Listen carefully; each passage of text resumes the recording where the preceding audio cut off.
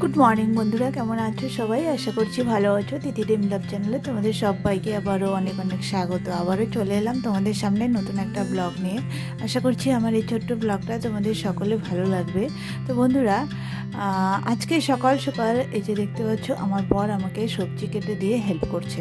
মানে এতটুকু হেল্পই মানে যদি করে না, অনেকটা কাজ আগায়, বুঝছো তো।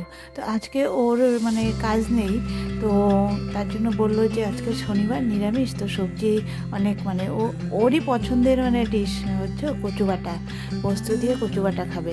তো সেটা আমি বললাম তাহলে একটু কচুটা কেটে কচুটা তুমি সেদ্ধ দিয়ে দাও, তো ও সেটাই করলো। তারপরে কচু কেটে সেদ্ধ দিয়ে দিল, ওই যে প্রেশারে সেদ্ধ বসিয়ে দিয়েছে। এবার আমি পোস্ত আর সর্ষেটাকে ভিজিয়ে দেবো, তো ওটা আমি বেটে নিব। তো এদিকে আবার ছেলেকে রেডি করে দিলাম। আমার বর চলে গেলো ছেলেকে স্কুলে দিতে। তো এই যে তারপরে রান্না করবো আজকে সয়াবিন আর ওই যে কচু বাটা, আর তারপরে আর কি করবো বুঝতে পারছি না। তো বর চলে গেছে ছেলেকে দিতে, আমি এদিকে রান্না করতেছি। তো রান্না করতে করতে তারপরে কচুটা ওই যে বেটে নিয়েছি, সেদ্ধ হয়ে গেছে, কচু বাটা করেছি। তো কচু বাটা অনেকটা হয়েছে, বুঝছো তো।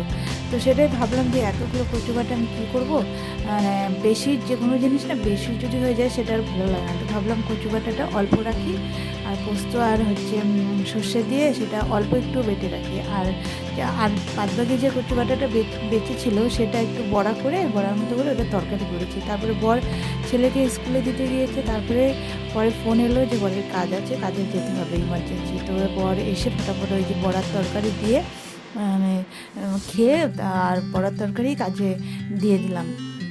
তো তাড়াহুড়া করে তখন তো হয়নি সোয়াবিনটা রান্না, তো আমি বললাম যে তুমি তাহলে এটাই নিয়ে যাও। তো বড় সেটা নিয়ে কাজে চলে গেছে, আর আমি এদিকে যে সোয়াবিনের তরকারি বসিয়ে দিয়ে ওই যে সকালবেলা অনেকগুলো জামা কাপড় ধুয়ে দিয়েছিলাম, তোমাদের দেখিয়ে দিয়েছি। তো সেই জামা কাপড়গুলো ভাবলাম একটু মানে রোদ ওঠেনি আজকেও, হালকা হালকা একটু মানে মানে মেঘলা মেঘলাই আছে, মানে হালকা একটু মানে হাওয়া দিচ্ছে। তো ভাবলাম হাওয়াতে মেলে দিয়ে রেখি, জলগুলো ঝরে যাবে, পরে রাতে না হয় ফ্যানের নিচে দিয়ে রাখবো। কিন্তু এত জামা কাপড় তো ফ্যানের নিচেও দেওয়া যাবে না, অর্ধেক এখানে মেলে রাখবো আর অর্ধেক হচ্ছে ফ্যানের নিচে দিয়ে দেবো।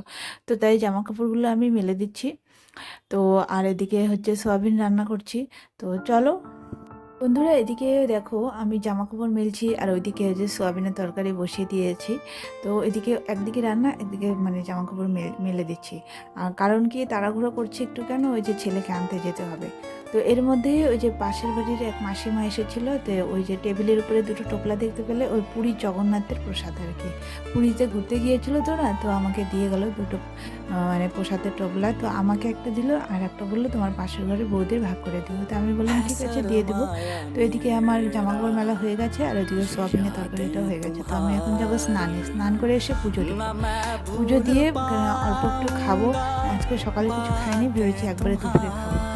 পুজোটা হয়ে গেলে খেয়ে তারপরে যাবো ছেলেকে আনতে। এদিকে 12:30, সরি 12:30 না, এখন বাজে প্রায় 1টা। তো 1:30টার সময় ছেলে ছুটি হবে, তো তাড়াহুড়ো করে জন্য একটু খাবো, খেয়ে ফটাফট চলে যাবো ছেলেকে আনতে। তো চলো।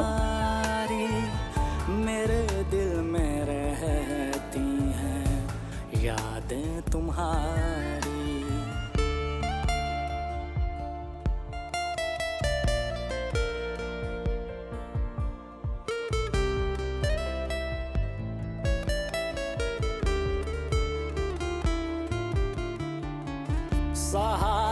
তো এই যে বন্ধুরা, আমি বিকেলবেলা চলে এসেছি আমার মার বাড়িতে একটু আড্ডা মারতে।